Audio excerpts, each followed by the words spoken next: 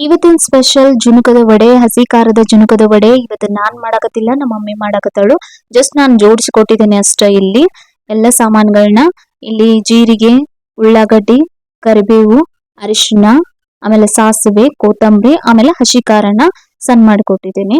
ಅದಾದ್ಮೇಲೆ ಇಲ್ಲಿ ಒಂದ್ ಸ್ವಲ್ಪ ಕಡ್ಲೆ ಹಿಟ್ಟನ್ನ ತಗೊಂಡೇವಿ. ಅಷ್ಟೆಲ್ಲ ಕಡ್ಲೆ ಹಿಟ್ಟು ಹಾಕಂಗಿಲ್ಲ. ಈಗ ಒಂದ್ ಕಡಾವಿಗೆ ಒಳಗ ಎಣ್ಣೆ ಹಾಕೊಂಡಾರು. ಅದಕ್ಕಾದ ನಂತರ ಒಂದ್ ಸ್ವಲ್ಪ ಸಾಸಿವೆ, ಆಮೇಲೆ ಜೀರಿಗೆ ಒಂದ್ ಸ್ವಲ್ಪ ಹಾಕೋರಿ. ಅದಾದ್ಮೇಲೆ ಕರಿಬೇವು, ಉಳ್ಳಾಗಡ್ಡಿ, ಆಮೇಲೆ ಒಂದ್ ಸ್ವಲ್ಪ ಕೊತ್ತಂಬರಿ,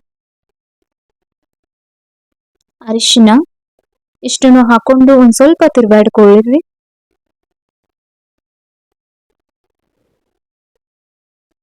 ಸ್ವಲ್ಪ ಹುರ್ಕೊಂಡ್ ಆದ ನಂತರ ಹಸಿ ಖಾರನ ನಿಮ್ಗೆ ಎಷ್ಟು ಬೇಕು ಖಾರ ಅದರ ಮೇಲೆ ಹಾಕೊಳ್ರಿ. ಒಗ್ಗರಣೆ ಸ್ಮೆಲ್ ಮನೆ ತುಂಬಾ ಆಗ್ಬಿಟ್ಟೈತಿ. ಈಗ ಇದ್ರೊಳಗ ಅದೆಲ್ಲ ಹುರ್ಕೊಂಡ್ ಆದ ನಂತರ ಅದರಲ್ಲಿ ಒಂದ್ ಸ್ವಲ್ಪ ನೀರನ್ನ ಹಾಕೊಂಡೇವಿ. ನಮಗೆ ಎಷ್ಟು ಬೇಕೋ ಅದ್ರ ಮೇಲೆ ಡಿಪೆಂಡ್. ನಮಗ್ ಜುಣಕ ಎಷ್ಟು ಬೇಕು ಅದ್ರ ಮೇಲೆ ನಾವು ನೀರ್ ಹಾಕೋಬೇಕು. ಆಮೇಲೆ ಅದ್ರೊಳಗ ಸ್ವಲ್ಪ ಉಪ್ಪನ್ನ ಹಾಕೊಂಡೇವಿ. ರುಚಿಗೆ ತಕ್ಕಷ್ಟು ಉಪ್ಪನ್ನ ಹಾಕೋರಿ. ಆಮೇಲೆ ಅದು ಕುದ್ದ ನಂತರ ಒಂದ್ ಸ್ವಲ್ಪ ಸಕ್ಕರೆನ ಹಾಕೊಂಡು ಅದು ಕುದಿಯಕ್ ಶುರು ಆದ್ಮೇಲೆ ಕಡ್ಲೆ ಹಿಟ್ಟನ್ನ ಹಾಕೊಂಡು ಅದ್ರೊಳಗ ತಿರ್ಗಾಡ್ಕೊಳ್ರಿ. ಅದು ಗಟ್ಟಿ ಆಗೋವರೆಗೂ ಇದೇ ರೀತಿ ಏನ್ ಮಾಡ್ಬೇಕು ಅಂತ ಅಂದ್ರ ತಿರ್ಗಾಡ್ತಾ ಇರ್ಬೇಕು.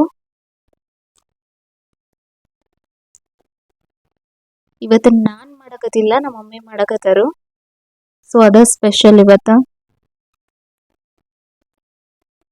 ಈಗ ಇದು ರೆಡಿ ಆದ್ಮೇಲೆ ಒಂದ್ ಸ್ವಲ್ಪ ಒಂದೆರಡು ಸ್ಪೂನ್ ಅಷ್ಟು ತುಪ್ಪ ಹಾಕೋರಿ. ಅದ್ರೊಳಗ ತುಪ್ಪ ಹಾಕೊಂಡು ತಿರ್ಗಾಡ್ಕೋರಿ. ಡೋಕ್ಳ ಯಾವ ರೀತಿ ಇರ್ತೈತಿಲ್ಲ ಅದೇ ರೀತಿ ಟೇಸ್ಟ್ ಇರ್ತೈತಿ. ಆದ್ರ ಅದರಷ್ಟ ಸ್ಪಾಂಜಿ ಆಗಿರಂಗಿಲ್ಲ, ಬಟ್ ಬಹಳ ಟೇಸ್ಟಿ ಆಗಿರ್ತೈತಿ. ಇಷ್ಟ ತಿರ್ಗಾಡಿದ ನಂತರ ಅದನ್ನ ಒಂದ್ ಸ್ವಲ್ಪ ಉಮ್ಗೊಳಾಕ ಬಿಟ್ಟು ಬಿಡ್ರಿ. ಒಂದ್ 10 ನಿಮಿಷದವರೆಗೂ ಉಮ್ಗೊಳಾಕ್ ಬಿಟ್ಟ ಆದ ನಂತರ ಅಲ್ಲಿವರೆಗೂ ನಾನು ಏನ್ ಮಾಡ್ತೀನಿ ಅಂದ್ರೆ ಒಂದು ತಾಟಕ್ಕ ತುಪ್ಪ ಹಚ್ಚಿ ಅದನ್ನ ಇಟ್ಕೋತೀನಿ.